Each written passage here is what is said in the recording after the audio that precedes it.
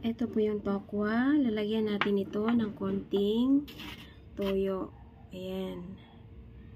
Konti lang. And then, saka po natin ito i-anuhin. Ayan. Pisain natin.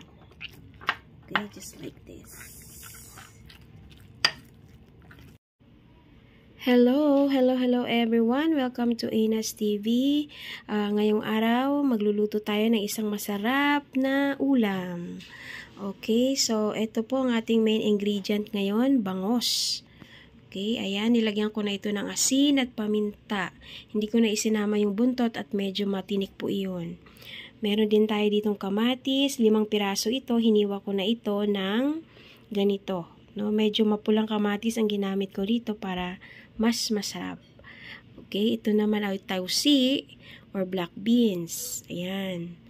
Meron tayong bawang, sibuyas at siling green na hiniwa ko rin, no? 3 piraso 'yan. And then meron tayong tokwa, 1 piraso, hiniwa ko ng ganyan. Okay, at meron din tayong tokwa na dinurog, nilagyan ko lang ng konting toyo ito, tsaka ko dinurog. Okay? Ito naman, may gulay tayong ilalagay, mustasa, para medyo meron tayong dahon-dahon. Maya-maya, ito ay ating iprito at saka itong bangos, no, na nilagyan ko na ng asin at paminta. Okay? So, of course, maliban dyan, meron tayong mga pampalasa, kagaya ng patis at kung ano-ano pa. Okay, tara, umpisa na natin ang pagluluto. Ayan, naglagay na po ako ng konting mantika sa kawali. Ayan, initin lang po natin ng konti bago natin ilagay ang bangus. Ayan, mainit na. Ayan, ito.